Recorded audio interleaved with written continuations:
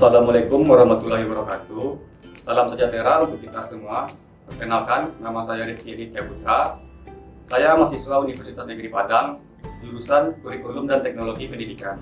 Pada video ini, saya akan menjelaskan materi dasar fotografi. Yang pertama, komponen-komponen kamera DSLR. Yang kedua, teknik pengambilan gambar. Dan yang ketiga, karakteristik fotografi. Sebelum kita masuk pada materi, saya memiliki sebuah motivasi. Pendidikan bukan hanya persoalan ke sekolah dan ke kampus untuk mendapatkan sebuah ijazah, tapi soal memperluas wawasan serta menyerap ilmu kehidupan. Pada kesempatan kali ini, saya akan sharing serta menjelaskan kepada rekan-rekan. Semoga video ini bisa menambah wawasan untuk kita semua. Untuk kita yang mau mempelajari lebih dalam tentang fotografi, pastinya kita harus tahu tentang komponen-komponen kamera DSLR. Biasanya sebagian besar memiliki komponen yang sama, hanya mungkin ada perbedaan posisi tombol antara merek yang satu dengan merek yang lainnya. Apa saja sih bagiannya? Yang pertama yaitu bodi kamera. Bodi kamera ini merupakan pusat aktivitas dari semua bagian yang dimiliki sebuah kamera DSLR. Selain tombol-tombol pengatur, ada komponen penting yang hanya terdapat dalam kamera. Komponen itu tak lain dari cermin refleks dan sensor gambar. Yang kedua yaitu lensa. Bagian kamera DSLR yang terbilang sangat penting adalah lensa. Bagian yang terpisah dari bodi ini punya peran penting dalam menghasilkan gambar yang menarik. Karena itu, lensa harus selalu dirawat dan dibersihkan dari berbagai macam kotoran dan jamur yang kerap muncul. Yang ketiga ada tombol shutter. Tombol shutter ini sudah didesain secara ergonomis sehingga tepat berada di jari telunjuk ketika akan memotret. Tombol ini berfungsi mengaktifkan rana yang ada di dalam bodi sesuai dengan setelan yang diinginkan. Yang keempat ada viewfinder. Viewfinder atau bisa juga disebut dengan jendela intip menjadi poin penting saat akan mengambil foto. Keberadaan viewfinder sudah mulai digantikan oleh LCD pada kamera DSLR tertentu, tapi tetap fungsinya belum bisa digantikan secara penuh oleh LCD. Yang kelima ada layar LCD. Pada bagian belakang bodi kamera DSLR, pasti akan terdapat satu buah layar LCD. Bagian kamera DSLR ini punya banyak fungsi. LCD menjadi alat untuk menampilkan sistem pengaturan kamera, seperti shutter speed, ISO, diafragma, white balance, dan settingan lainnya. Layar LCD juga menjadi tempat untuk menampilkan foto hasil bidikan Anda. Fungsi ini akan muncul saat tombol preview ditekan. Yang keenam ada baterai. Meski tidak punya pengaruh dalam setiap hasil foto yang kita buat, keberadaan baterai tetaplah penting. Sebagus dan secanggih apapun kamera DSLR, yang kita miliki tidak akan bisa berfungsi tanpa baterai. Karena itu, baterai merupakan bagian penting pada kamera DSLR. Yang ketujuh ada tombol on off. Tombol ini berfungsi untuk menghidupkan dan mematikan kamera. Umumnya berada di bagian atas bodi. Ada yang berada di tempat yang sama dengan tombol shutter. Ada juga yang meletakkan tombol on off ini dekat dengan mode dial. Hanya berbeda posisi, tapi tetap fungsi yang sama. Yang kedelapan ada mode dial. Bagian kamera DSLR yang ini rata-rata berbentuk bulat. Fungsinya untuk mengatur kamera untuk menggunakan mode yang dibutuhkan. Ada mode manual, auto, dan ada juga mode AV dan TV.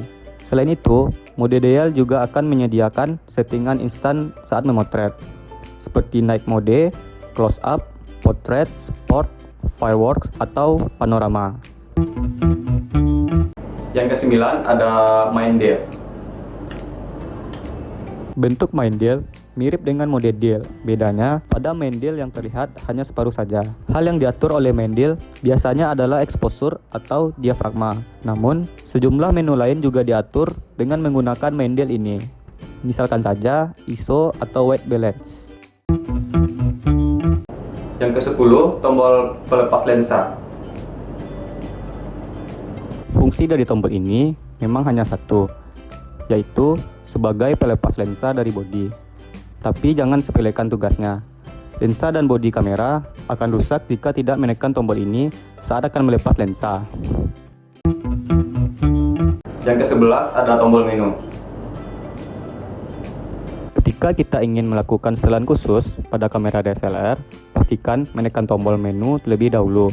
Saat tombol menu ditekan, maka di layar LCD akan tampak sejumlah pilihan pengaturan kamera. Selanjutnya, akan tinggal mengatur kamera dengan menggunakan main deal dan tombol arah yang ada di bodi kamera.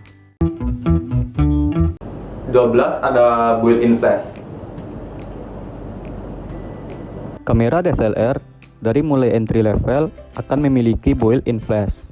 Untuk mengaktifkan built-in flash, kita harus menekan terlebih dahulu tombol yang berada di bagian atas depan bodi, tepat di samping built-in flash, yang akan membantu foto lebih terang ketika kondisi objek kekurangan cahaya. Setelah kita mempelajari komponen-komponen kamera, selanjutnya kita akan mempelajari teknik pengambilan gambar. Teknik ini merupakan pengambilan gambar dari jarak yang sangat dekat. Teknik extreme close-up ini biasanya digunakan dengan tujuan untuk mengambil objek yang merupakan bagian-bagian tertentu secara terpusat dan sangat jelas. Teknik big close-up dapat digunakan bagi kita yang senang melakukan pengambilan gambar yang hanya difokuskan pada bagian wajah, seperti gambar berikut. Teknik close-up merupakan teknik pengambilan gambar yang akan menampilkan hasil gambar yang lebih dekat. Jika objeknya manusia, gambar yang diperoleh hanya bagian bahu sampai atas kepala. Medium shot merupakan teknik pengambilan gambar yang hanya memotret beberapa bagian objek saja. Teknik ini biasa dilakukan untuk menampilkan sosok orang dengan jelas. Teknik medium long shot hampir mirip dengan medium shot, tetapi cakupan gambar yang dihasilkan lebih luas seperti gambar berikut.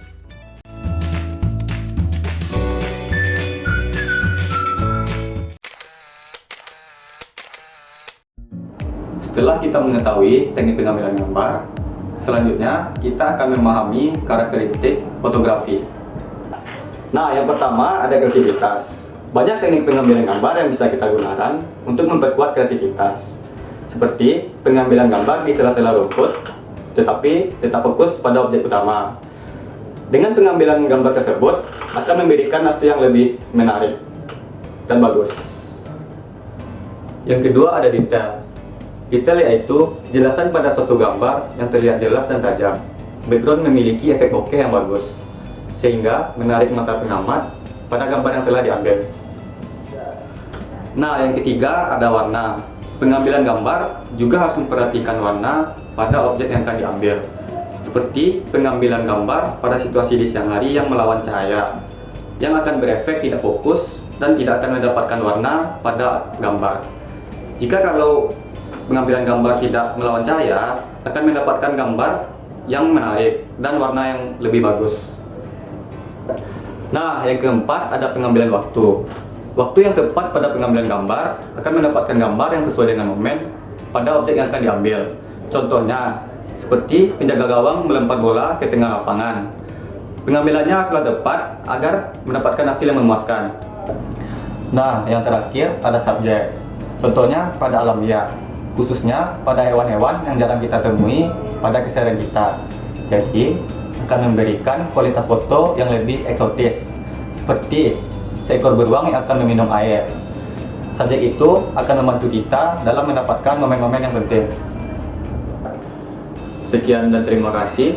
Semoga dengan tayangan video pembelajaran ini dapat bermanfaat untuk kita semua. Wabillahi taufiq wal hidayah. Wassalamualaikum warahmatullahi wabarakatuh.